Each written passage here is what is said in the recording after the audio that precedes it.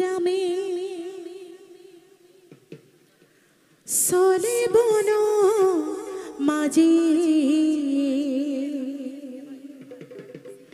পঞ্চবতী বন মাঝে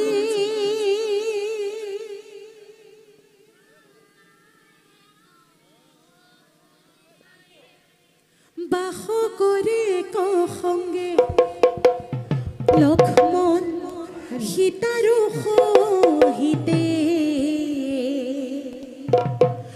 অসুৰ দানৱো থাকে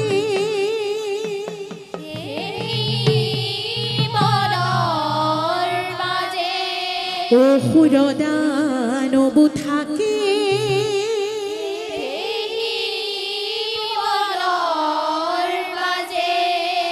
একদিনা সোণৰ মৃগ দেখি সীতা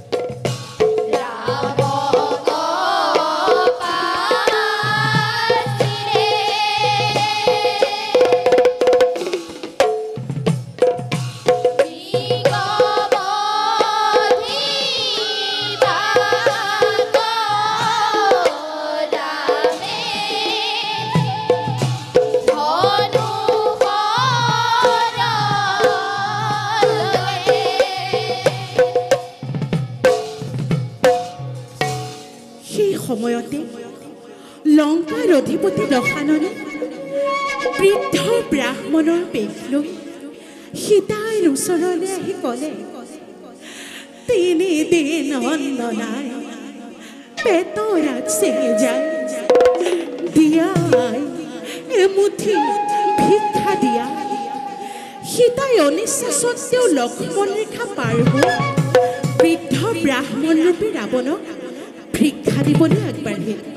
তেনেতে ৰাৱণে নিজ ৰূপ ধাৰণ কৰি ক'লে,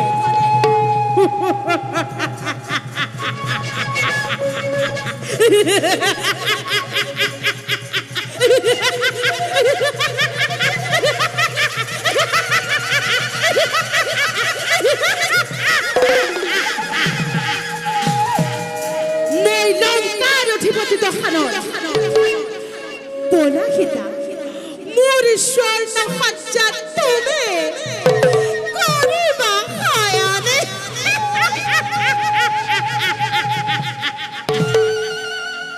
সীতাক নিলে পুষ্পৰথে,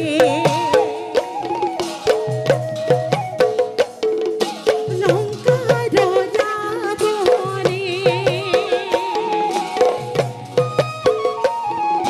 শূন্য গৃহ দেখি ৰামে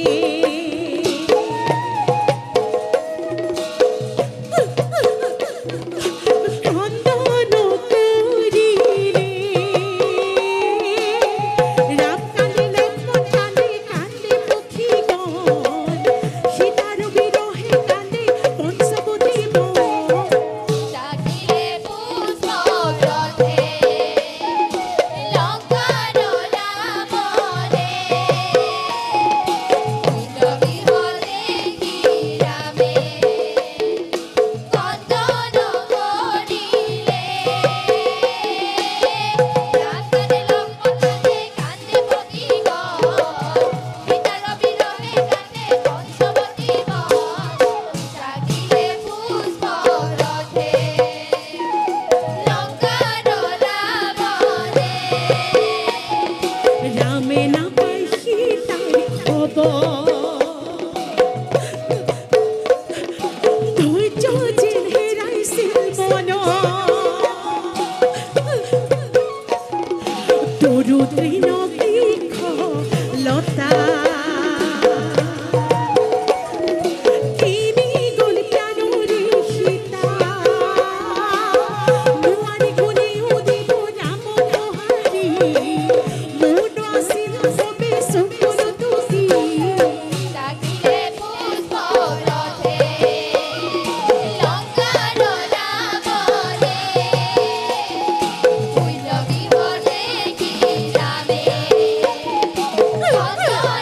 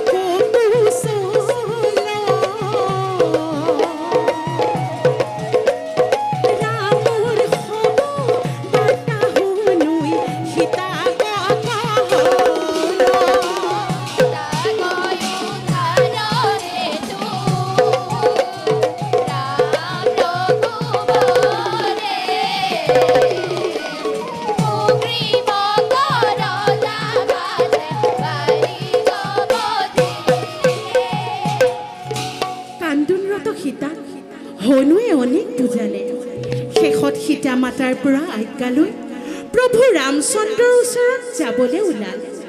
তেনেতে হনুৱে ভাবিলে, মই যদি এনেকৈ গুচি যাওঁ, ৰাৱণে দেখোন প্ৰভু ৰামচন্দ্ৰ আৰু তেওঁৰ সৈন্যৰ শক্তিৰ বিষয়ে একো গমেই নাপাব। গতিকে ইয়াক এটা শিক্ষা দিয়া উচিত। সেই ভাবি অশোক বনৰ ফল মূলৰ গছবোৰত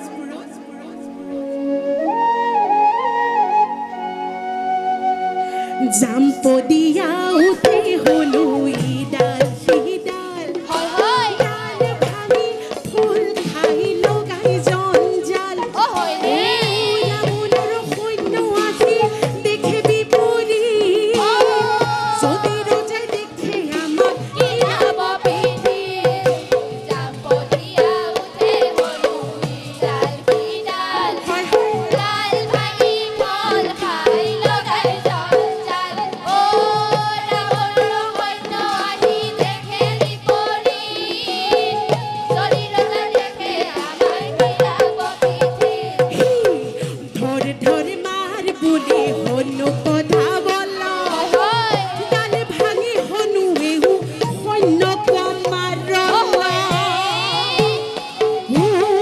প্ৰাণ লৈ পলাই সৈন্যই ৰাৱণক ক'লে, অশোক বনৰ ফল খাই মলো। মলুৱা বান্দৰে জাম্পদিয়া উঠে হলো ইডাল সিডাল হয় হয় ডাল ভাঙি ফল খাই লগাই জঞ্জাল ও ৰাৱণৰ সৈন্য আহি দেখে বিপৰীত যদি ৰজা দেখে আমাৰ কি হব পিঠি ৰজায়া দেখিলা শুনা পুত্ৰ ইন্দ্ৰজিত, হয় হয় জীৱন্তী মলুৱা ধৰণ বধা কদাচিত। ও ইন্দ্ৰজিতে সোধে ঐৰে মলুৱা বান্দ, কি কাৰণে খোৱা ফল ৰাজুতিয়াৰ। জাম্পদিয়া উঠে হলো ইডাল সিডাল হয় হয় ডাল ভাঙি ফল খাই লগাই জঞ্জাল ও ৰাৱণৰ সৈন্য আহি দেখে বিপৰীত যদি ৰজা দেখে আমাৰ কি হব পিঠি পৈৰহন্তি আহি আছা ৰজাৰ ঐক্যতে, নাই নেকি ভয় তোৰ ৰজা ৰাৱণলে। ও শুনি বোলে ঐৰে ৰাক্ষস নুবুজিবা তুমি, প্ৰভু ৰামৰ দূত হৈ আহি আছো আমি। জাম্পদিয়া উঠে হলো ইডাল সিডাল হয় হয় ডাল ভাঙি ফল খাই লগাই জঞ্জাল ও ৰাৱণৰ সৈন্য আহি দেখে বিপৰীত যদি ৰজা দেখে আমাৰ কি হব পিঠি নিজ মনে ধৰা দিলা ইন্দ্ৰজিতৰ হাতে, হয় হয় ধৰি বান্ধি লৈ যাই ৰাৱণৰ অ কাষে। হয় ৰে ৰজায়ে দেখিলা তাৰ লেঞ্জত দিয়া জুই, মলুৱাৰ লাগিব ভাল নুনুমালে জুই।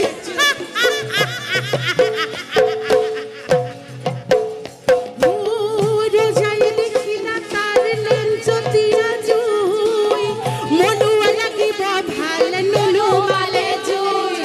জাম্পদিয়া উঠে হলো ইডাল সিডাল হয় হয় ডাল ভাঙি ফল খাই লগাই জঞ্জাল ও ৰাৱণৰ সৈন্য আহি দেখে বিপৰীত যদি ৰজা দেখে আমাৰ কি হব পিঠি ৰজাৰা দেখি হনুৰ লেঞ্জত জুই দিলা, হয় হয় জাপ মাৰি হনুৱে ঘৰৰ উপৰি উঠিলা। হয় ৰে ও অগ্নিকদাহন কৰে স্বৰ্ণ লংকা পুৰি, ৰজা গলে চিঞৰে মহাৰাজা।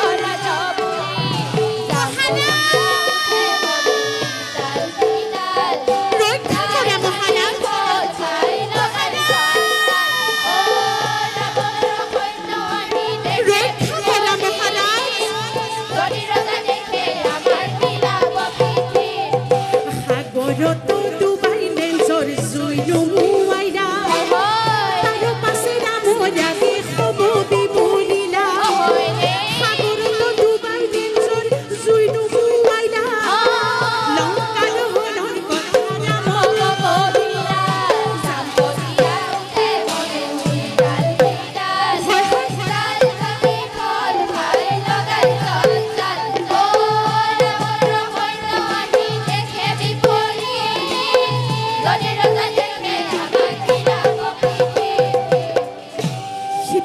লংকাত থকাৰ খবৰ পাই প্ৰভু ৰামচন্দ্ৰ আৰু তেওঁৰ সমস্ত বান্দৰ সেনাক লৈ লংকাত প্ৰৱেশ কৰিলে।